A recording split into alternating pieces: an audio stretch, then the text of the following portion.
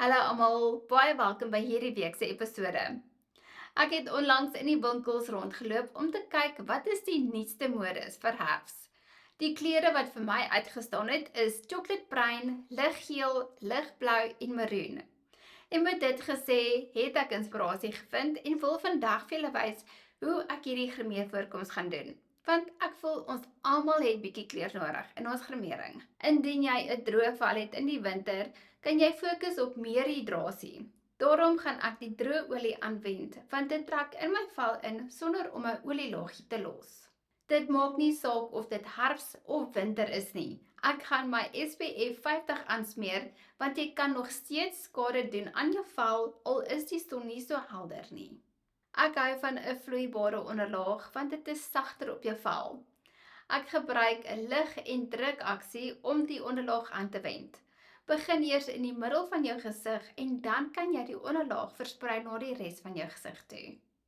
En die sponsie sal seker maak jou onderlaag lyk eweredig. Vandag gaan ek 'n roombronser gebruik en dit is ideaal as jy 'n normale en droë tipe vel het.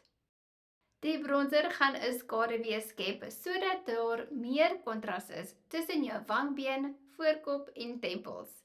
En as jy 'n dunner neus soek, kan jy die bronser gebruik om die illusie te skep vir 'n dunner neus. My blosser gaan ook 'n roomformulasie wees wat geskik is vir die winter. Wees net versigtig dat jy nie te veel die eerste keer gebruik nie, want 'n roomblosser se pigment is gewoonlik baie sterk.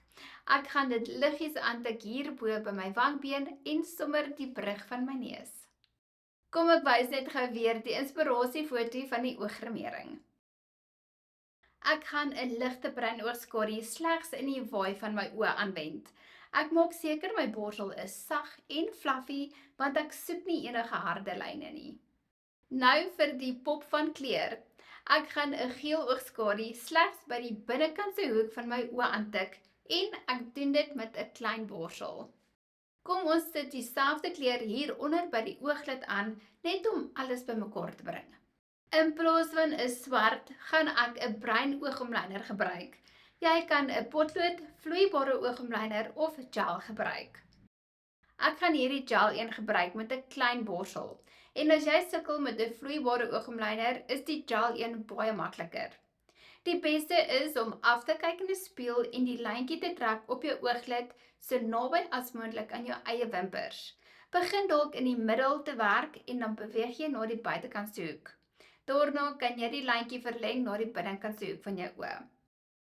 Ek gaan 'n opwaartse lyn trek met die borsel en ek gaan vir julle wys hoe maklik dit is. Al wat jy moet doen is om jou onderste ooglid te volg en maak 'n merkie. Nou jy kan die lyn langer trek as jy wil.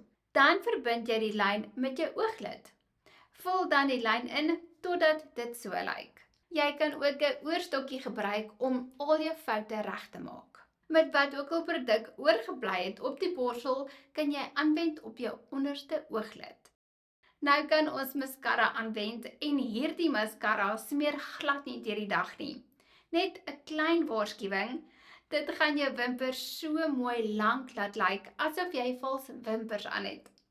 Ek gaan dit aanwend op die boonste en onderste wimpers. Ek het nie vergeet van my wenkbroue nie. Ek gaan die wenkbrou mascara gebruik om my wenkbroue te stileer en in te vul op dieselfde tyd. Ons het nog nie eers concealer gebruik nie en as jy voel jy het dit nie nodig nie, los dit.